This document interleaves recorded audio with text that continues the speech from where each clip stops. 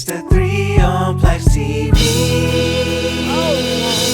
Yeah, I hope that doesn't happen. Damn. What's good, y'all? It's your boy PLAX, and I am back with another episode of the 3 on PLAXtv. And in this episode, I'm talking about Scoot Henderson, and I'm not talking about him in a good way this time, unfortunately. I really hope Scoot Henderson isn't a bust. And if he is, this is a new thought. I got notes, but this is a thought that just came to me. If he is, the Trailblazers are truly a cursed organization. And the only thing I can attest that to is it being a Bill Walton curse. Because back in the 70s and the early 80s, Bill Walton won Portland a championship. He got hurt the next season, and Portland, to, shorten the story a bit, did him dirty. They did him dirty. They made him play injured. They lied on his reports to get him to play. They would shoot him up with court. It's just bad, terrible organizational practices and medical practices that basically ended Bill Walton's career. He could have came back and still been an all-star level guy, and he just wasn't. Good thing he ended up in Boston, and he was able to be a six-man there and win more championships, and that was great. And that just a testament to how great Bill Walton is. But if Scoot Henderson is a bust on top of Robert Williams after a few games being out for the season now with an ACL tear or something like that, Robert Williams is usually, he gets hurt from time to time, but it's never to this extent. And then Scoot Henderson potentially being a bust. Portland is cursed, and I'm calling it the Bill Walton curse. But that's a whole different story. I may do a whole video about that, like a breakdown of that situation. We'll see. We'll see what happens with Scoot, and then I'll see what I want to do with that. But this will be Scoot Henderson being a bust. Dame never being able to make anything happen. Robert Williams being hurt. Greg Oden. LaMarcus Aldridge leaving. Brandon Roy. This would just be the Jailblazers never making anything happen, even though being a really good team, they never were able to get anything done. I think if Scoot Henderson ends up being a bust, Portland is definitely cursed, and it's the Bill Walton curse. But just get back on Scoot really quick. Scoot has had, I guess a rough start would be an understatement, but he's had a very rough start to his NBA career in comparison to what he has been touted to be, right? Yes, he was picked third, but that's only because Charlotte already has a point guard. Like besides Wemby, in my mind, and I'm sure in a lot of you guys' mind, Scoot was the second best player in this past draft, besides Wemby, obviously. There was even times where I was like, hey, Wemby's great, but like, look at what Scoot is doing. You know what I'm saying? But it's just something's just not clicking for him. So far, he's averaging 8.8 points per game, 2.2 rebounds per game, which is, I guess, okay for a point guard, I guess. 4.6 assists per game, and he's shooting 34% from the field in 28 minutes a game. Now, he's shooting 85% from the free throw line, which is really good. I like that. But he's shooting 9% from three. I'm not even joking. The kid is shooting 9% from three. That sounds like I'm out there. In an NBA game, if I'm giving open shots, I can shoot 9% from three, which means you're not playing very well. I've seen some bad percentages from three. And it's not like he's like, oh, he only took a couple. Like, he's taking threes and just not knocking them down. And that's alarming. I know they were saying, he's not the greatest shooter when he was like in the scouting reports and stuff like that. They already said he wasn't the greatest shooter, but I've seen the kid play. He's not that bad of a shooter. He's not 9% bad.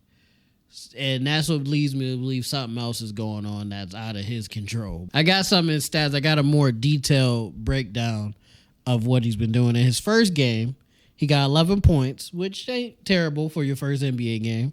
11 points, 4 assists, 3 rebounds, and the kicker here was the 4 turnovers. That's what really was like, okay, buddy. It's your first game, though, right?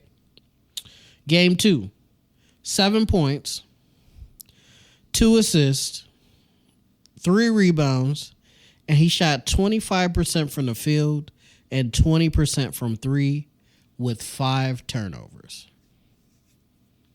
Okay. It was your second game. You still getting the nerves out probably. All right.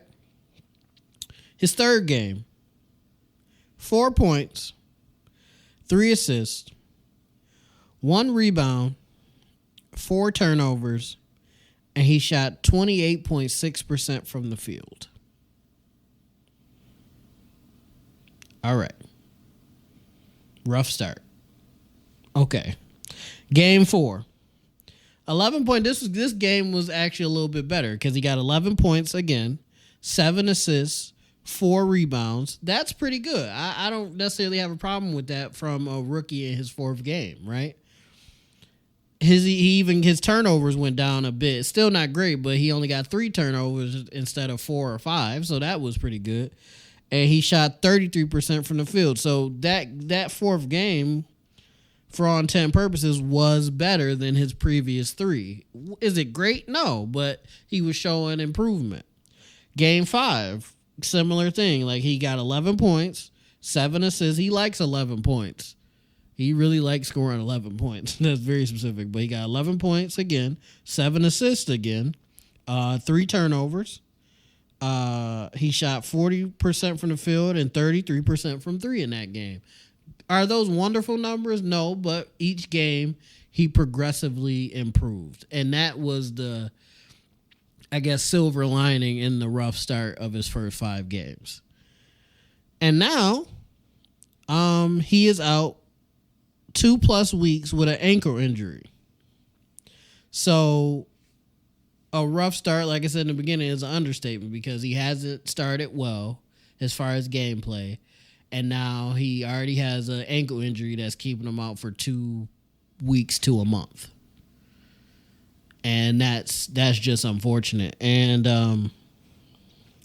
a theory that my buddy Angel had that, we talked about, he was on the 3 podcast one time only episode, but that we may be doing more of those. I don't know. We've been talking about it. We'll see. But I was talking to my buddy Angel, and he had a theory that maybe Scoot has always been hurt. Like, he was hurt coming in because he did get hurt in the summer league, and he didn't play the rest of the summer league, and he played a little bit in the preseason. He got hurt then, and Angel's like, maybe he's been hurt this whole time, and he just wanted to play. And maybe that was affecting his game. Maybe he's been playing with this ankle injury, and then he was just like, okay, I need to do something else. I need to take care of this and then come back.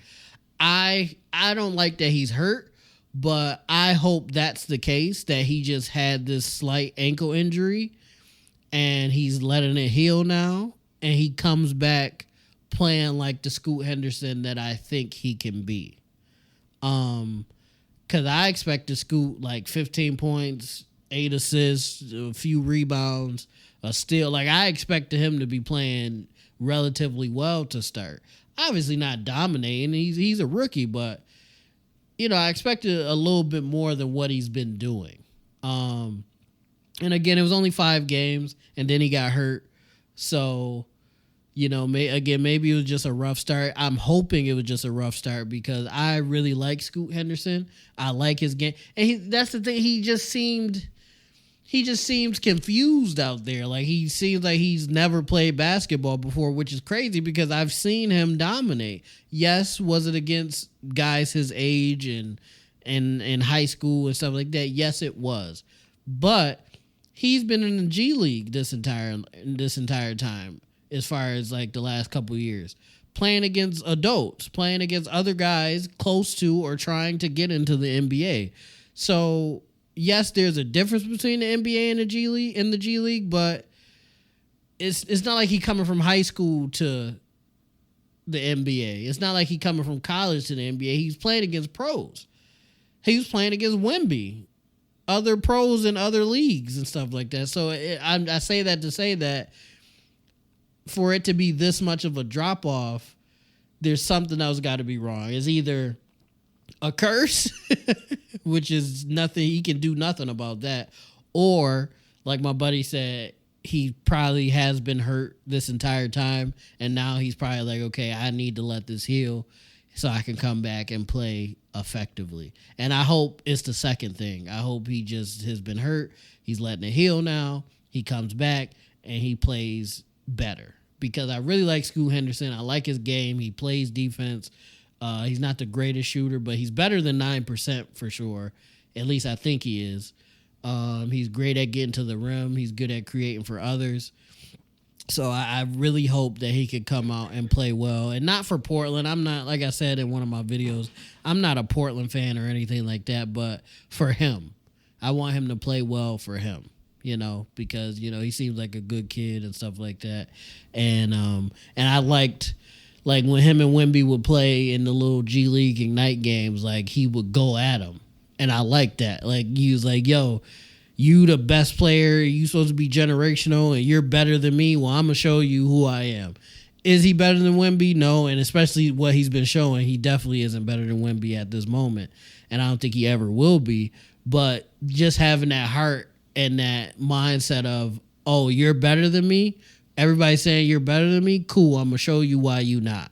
You know what I'm saying? I'm going to go at you. And he was doing that. And I really fell in love with that part of him. And right now I'm just not seeing that. And hopefully it's because of the injury and not anything else. But without further ado, let me know what you guys think in the comments down below. Do you think I'm just jumping the gun and, you know, Scoot just, you know, just a rough start for him? Do you think it was the injury thing, or do you think there's some merit to what I've been saying, or what he could potentially be a bust? Do you think he's a bust? And if he is, do you think it's the Bill Walton curse? Do you think, is it just something like mentally with Scoot? Just let me know. Just comment down below some of your thoughts that you have. And most of all, YouTube, I love you guys. Peace out. It's the 3 on PLAXtv. Yeah, I hope that doesn't happen.